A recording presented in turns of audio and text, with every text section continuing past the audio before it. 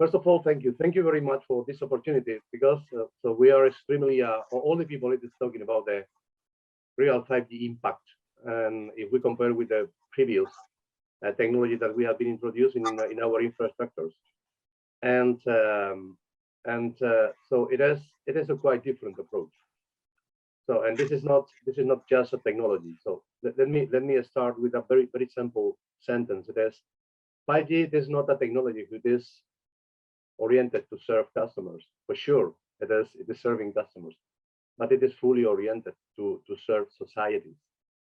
And societies from the point of view of the services itself, society from the point of view of the digitalization of all the societies.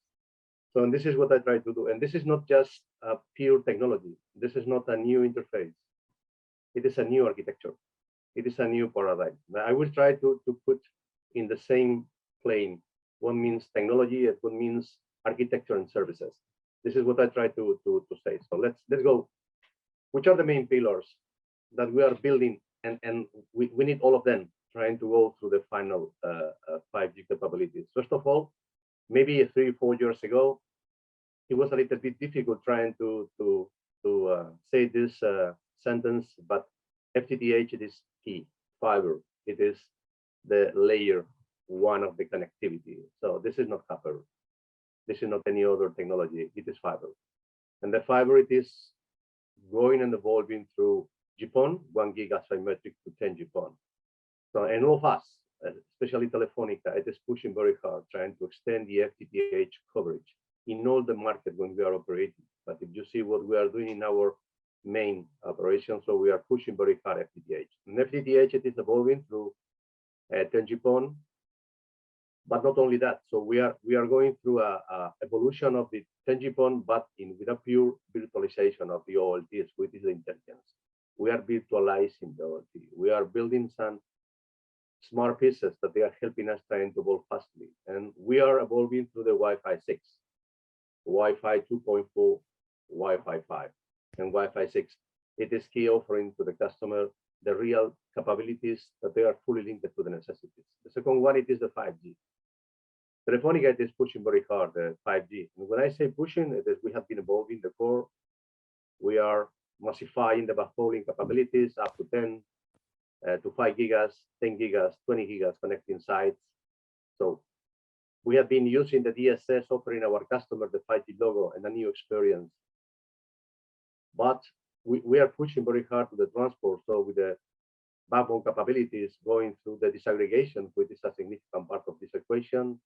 And we are deploying massively the 5G new radio with the 3.5 with the C-band and the 700, and using all the technology and the spectrum that we have, trying to offer our customer additional capabilities and capacity. This is key for us. So all of us, all the people who is working in the operators, we know how many thousands and thousands of sites we are evolving to 5G with the 5G new radio. One, we have the spectrum, we are pushing. But this is just a necessary condition. So the next pillar, it is going through a new architecture. We are going through a telco cloud, going through open architectures. And this is applicable for all of this. We cannot achieve, we cannot reach the real 5G capabilities if we don't open the interfaces and we don't transform the architectures. The services, they are not feasible just with the power of the 5G itself. It is the 5G and the evolution of the architecture. And all the services need to be fully coherent with this new architecture. And the new operating model with this, we cannot manage the fast OSS, the evolution of the OSS, and the role of the intelligent artificial that we are doing. So we are managing software pieces that they need to be managed with data that they are producing. So, and this is a new paradigm. So the traditional OSS for optimization and so on, it is not enough. If we put all this together, if we are thinking that in the network evolution, we need to maintain this, it is amazing, but the legacy need to be switched off. So we are doing a big effort. We are switching off the 3G. So we are closing the copper in Spain in 2024, when Telefonica is a century company. So we were born in 94 to 24. We will be switching off the last copper that we have today. All the engineers that they were building the architecture, the technology using the copper, it was the right material that we have at the moment. So it will be switched off, and all this will disappear, and we will have all the operation in fiber. Legacy of the switch off, massive use and reuse of the spectrum, it is key. So these are the main pillars that we need to manage. So these are some numbers. The fiber, it is a must. We are building fiber massively. So we are with our own capabilities and capex, and we are using additional partnership in Germany with Alliance, with UGG, with an extremely bold approach. In Brazil with the fiber also with CTIO, which is helping us trying to go faster in the FTTH deployment. We build this in Chile with KKR, with our Alameda project. So we are doing the same in Colombia. So we are maintaining our huge effort in FTTH, because without FTTH and fiber capabilities, 5G is just impossible to reach. So this is what we are doing and what we are pushing. And in the same way, we are going through a pure digitalization, and I will try to elaborate a little bit more. So we still maintain the 4G effort. So in Spain, in Brazil, so even in some European countries, we are reaching the 99% of LTE coverage. This means that we are offering our customers 4G. Don't forget, 4G will be with us at least 15, 20 years. So maybe we can go faster in the switching off, but this is not today our priority. It is how we can switch off 3G, how we can reuse the spectrum, how we can massify the evolution of the 2G, especially with IoT devices, how we can combine 4G and 5G, and the last, how we can guarantee that 5G and standalone, it is a reality, and we can fully deploy 5G massively. So evolving all our capabilities and acquiring the spectrum. So in past week, we acquired the spectrum in Brazil, one of our most significant milestone in our assets. And this is something that will be helping us trying to maintain our leadership in Brazil. So pushing and helping our customers to really enjoy the 5G experience. So, but in 5G, putting all these pieces together, we are pushing together with our colleagues, with the 4 big operators in Europe, and with significant technological companies, we are pushing the Open RAN. So if you close your eyes and you see what it is going to happen in the next future with the architecture of the network, the mobile architecture, so it is just impossible to think that we will maintain the traditional architecture. It is extremely inefficient. It is just impossible to support once we go to higher spectrum after 6 gigas, 10 gigas. It will be just impossible to maintain the intelligence and the antenna together, because the antenna needs to be close to the customer. This means that we need to push clearly one open and centralized architecture, and this means Open RAN. And this is because we are pushing, because in the next future, so the small cells massively with a high frequency will be the antenna close to the customer, and all the intelligence needs to be fully centralized, virtualized. And the only way to do it in the right way, it is starting from the scratch with an open interface. This is because ORAN, this is because our partnership with the first phase that we will be fulfilling in Germany in the next month. So this is not only about the 5G, it is how we are building 5G, how it is the architecture. If you put together Open RAN, if you put together standalone capabilities, so you have some key topics covered in terms of how will be the network, the 5G network that we are building. So these are the timings, the milestone that we need to reach. So we are today in the 2019-2021, so we are deploying massively, depending on the commercial approach, 5G DSS, 5G new radio 3.5 and 700. We are operating in Spain in more than 1.3K municipalities, in Germany in up to 80 cities. The first country when we were starting to operate in had been in UK, so we have more than 200 population coverage. So, and in Brazil, once we have the spectrum, so despite the trial that we have been doing, we will be massively deploying 5G. But the next step, it is about how we will evolve the core. And not all the core, it is the main pieces that we are building. And we are building a new architecture in the core. We are building a new multi-vendor and virtualized pieces with the core. And before 2024, we will be closing and evolving the core that we have today, guaranteeing that all the services can be done, guaranteeing additional availability and stability, not depending on a single provider anyway, in an end-to-end. This is what we are building, and the 5G core, it is a key piece trying to help us, trying to reach the right architecture and the right network infrastructure provisioning. So this is, and it will be done since 2022, at least in the Telefonica case, because we are doing the right step to do it. We can fully support 5G, but the 5G standalone will be done in the next months. Open RAN, I mentioned before.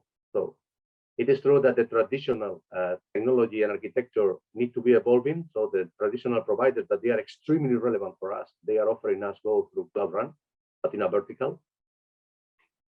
But Telefonica, it is pushing, trying to go to not a vertical, going to an open RAN, open interfaces. It is helping us because we are enriching the RAN ecosystem, the radio access network ecosystem. So we are including system integrator. We have a full control of all the intelligence. So we are trying to avoid any vendor lock-in. So we are virtualizing all the architecture, and it is helping us trying to push and to go through a 3 or 4 vendors going through new software pieces that they are helping us trying to build a new architecture in the 5G. It is true that this is not a turnkey. It is true that we need a new system integrator, but it is true it is the right architecture that we need to push.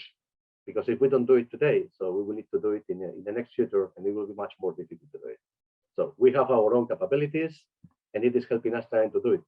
And we are doing a very similar thing in the transport with the SDN. So we are splitting the IP and the optics. So we are going through this. It is helping us trying to maintain flat the capex and growing and multiplying by 2 the capacities. It is helping us a lot. So here you have what are our capabilities in terms of the autonomous network. So you cannot manage this kind of architecture and networks if you are not evolving your OSS, if you are not evolving your way of managing your network. We are doing a big effort, and I'm fully convinced that it is an industry effort. In fact, we are pushing and we are working with partners, helping us trying to maintain the 20% of the real use cases that will be done by ourselves, but the 80% will be an industry approach. And you see in the right, so because I have been talking about the 5G evolution spectrum, so virtualization, slicing and standalone, they are key for the services. So this is not slicing. This is not a pure technique at the edge capabilities. Slicing, edge, and standalone. They are the 3 main pillars that will be helping us to go to the real services. And the effort trying to go through a new operating model, it is helping us to understand which is the nature of the challenge that we have. When you think in services, so it is obvious that if you are growing in velocity and throughput, if you are reducing the latency, and you are growing in latency and coverage, so there are some services that will be helping you trying to offer your customer streaming TV, 4K, augmented reality, virtual reality, fixed wireless access, and so on, gaming. But we are using all these levers, trying to help our customers to enjoy about this and helping our commercial team trying to go through this. But this is not enough. Let me go to very simple example, virtual reality.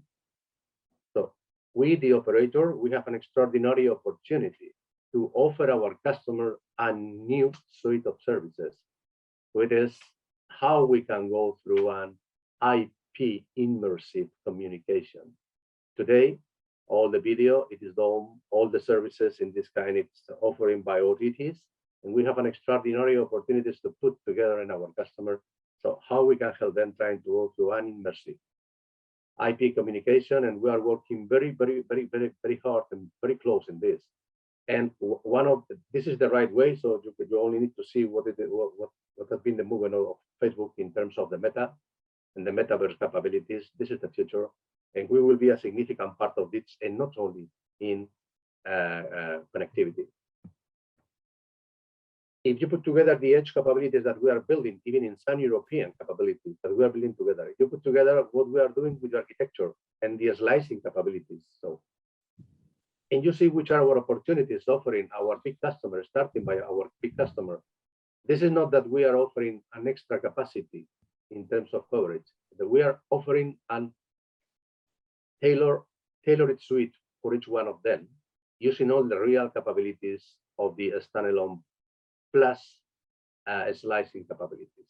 We are working with big companies, working together with them what the new architecture and the new capabilities in terms of latency and velocity and coverage they can be offered to our customers. So the 5G private network is the first opportunity that we cannot lose. We are working very hard. The edge services need to be clearly defined, and we are in an extraordinary good position. In fact, we are doing and we are working in this, how we can use the AR and VR for the remote maintenance, starting with ourselves and working with our B2B. So how it is the next evolution of the TV and media, simplifying all the production of this. So it is helping us a lot. How we are building, we have some big customers so that we are building with them ports, smart building, using not only the connectivity, the latency that the 5G, it is putting all this together, all the suite of communication and opening the architecture and the services through all the market and being part of this. So we, the operators in Telefonica, we have an extraordinary opportunity if we do the things in the right way. In fact, we're trying to do it. Services, it is customer by customer, but society but for all the society. If we put together what we are building with the 5G, with the fiber, and with the IT pieces, and with the OSS pieces, going through a pure cloud native with the new vendor that we have, we can guarantee that our customers, they will enjoy all the capabilities, and they can even manage, self-manage, not only the automation of the network, how they can manage itself, all the assets of the network and all the different services that we are building. This is the final paradigm. So you have here the example that we are following with health. We are including health services for our customers. So we are including education, not only with the foundation of Telefonica, with education helping to the society and to the governments, local and regional or national, how they can be using the platforms. So looking how have been successful in the pandemic of this kind of services. So, and let me finish with this number. We are pushing very hard the ASG KPIs. So Telefonica today, not in 2022, today. So we are using 100% of our total energy consumption. It is providing from renewable energy, 100%. It is something even in this moment. So, and this can be happening because we are reducing the consumption of energy, and even we are maintaining flat. In the past 5 years, Telefonica multiplied by 5 the data. We have been pushing FTTH. We have been pushing 4G and 5G, and we maintain flat our energy consumption. And all this energy consumption, it is coming from renewable. And we are helping our customer with this technology, trying to reduce the carbon footprint. So it is huge and amazing, the reduction of carbon. This is not only the right technology FTTH, this is not only the right technology 5G, this is not the right technology and the architecture. It is the only one who can guarantee that we are reducing and we are contributing in a very, very definitive way how we are reducing the carbon footprint and the massively use of renewable energy. So, and this is our responsibility. This is not only a KPI, it is describing you as a green company. It is the future of the societies, and it is not only digitalization. It is how we can guarantee that we are choosing the right technology. If there is a technology, it is not guaranteeing that we reduce the carbon footprint and we maintain the capabilities in renewable, we will not adopt it. So this is very simple equation for us. This is what we are. So this is what we are pushing today. So this is because we are extremely powerful in connectivity in all the operators. We have our own company pushing very hard cloud and cyber and IoT, growing up to 25% year-over-year in revenues, focusing in customers, in technology, in solution, in end-to-end solution. So, and this is because we think that it is the right way for the future. So in fact, 5G is more than the new interface. It is the only way, the right way to build infra, to guarantee the future of Telefonica and the future of the societies when we are operating. So this is my proposal, and I really appreciate the opportunity to share with all our colleagues what Telefonica is doing in this matter. Enrique, thank you. That was quite a tour de force. we have a couple of questions for you, please, from the audience. One person in the audience asks, how will 5G enable us to increase efficiency in manufacturing and supply chain, including the shipping network at sea? Because 5G, in the experiences that we have in the B2B area, it is helping us trying to go through very close 100 of automation and end-to-end automation. So, and this is the only tool that we have to guarantee that this happens. And this is not only in our customers, it is in our own activity. I can guarantee that if I'm using 5G plus a massive fiber connectivity, all the human activity that it is not necessary from security can be done automatically. And if you see how it is the efficiency has no limit. And the question it is, and what's about the labor? What about the people? If you put together, how many people do we need trying to manage this with the engineers and attendants and so on? We are changing the paradigm of the labor skill. And this is something that we are pushing because it is not only the efficiency in terms of reduce the FTEs that you need, it is building the thing in the right way. So going through 100% of automation, not repeating things that they have not any value. So this is what 5G combined with the capabilities in terms of IT and the right connectivity can be helping us trying to go through a real digital society. Only if we do that, we can feel that we are doing our job. If we don't do it, just impossible to implement. Okay, and somebody else, Enrique, is asking, many people present 5G use cases to be indoors, such as augmented reality, virtual reality, streaming to etc. But why would you use 5G instead of Wi-Fi for these applications? And especially as we've got more Wi-Fi standards in the pipeline, you know, 6E and indoors and so on. Because because they are complementary. So they are. This is a question of what been done for more than 10 years ago. So fiber or 5G. So Wi-Fi 2.4, Wi-Fi 5, Wi-Fi 6 versus 5G. It is not versus. It is complementary. So we need both. Today, well, our peak in 5G is 1 giga, but today our peaks in CTIO it is 10 gigas. So, and how many customers need today 10 gigas? So if you put together in your home 2-3 guys connected through the HK, the smart TV, you are using gaming, you are using doesn't matter which kind of platform for education, and you pull all this together, and you include an Oculus, you include some IR and VR, 1 giga is not enough. And this is because we are pushing the Wi-Fi 6. So we need to complement both 5G plus FTTH. It is the right equation. So Annie, 5G plus FTTH plus massive virtualization plan, they are the 3 main pillars to guarantee that we are really doing our job. And we need both of them. It is not one or other. So, and this is because we in Telefonica and today with our JV in UK, we are extremely happy helping how we can improve customer premises equipment. Offering Wi-Fi 6 today, it is a must. If you don't do it, you do not compete. So, and this is complementary to the 5G evolution because we will be needing both of them. So, and in trying to do this achievable, we need to go through a pure virtualized and we need to go through a pure cloudified telco. So these are the 3 main pillars that we need to combine, and we need to adjust in our budget year over year. This is one of our most passionate activity that we are doing today.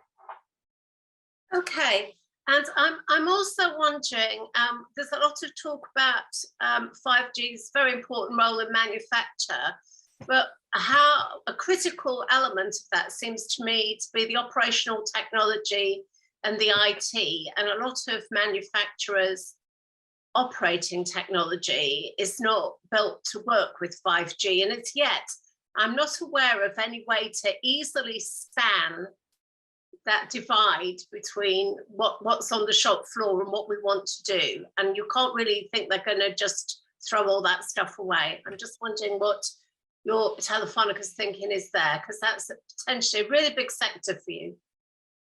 Yeah, you know, so something what Telefonica learns it is that we are not alone, and we cannot do it alone. So we have been signing MOUs, and we are building partnership with the big one. So because the real important is the customer. So, and if we don't have the skill, we cannot build from the scratch. So this is because if you see in the past 2-3 years, we have been signing with OTTs, we have been signing with big corporations, we have been signing with all of them an agreement, guaranteeing that we can cover all the pieces, offering to the customer a very simple approach. So we are not alone. We know it very well, and we are especially for the B2B services, we are building all the skills that we think that will be successful. Because if we don't do it, you know, it will become in ordinary world, and we will be just in the connectivity. This is what we try to escape. And this is one of the most questions to solve, and we are trying to do it in the right way. So for different customers, different solution, but always putting together on the table all the pieces of the puzzle that the customer is asking to solve. Enrique, thank you very much indeed. That was great. Look forward to speaking to you soon.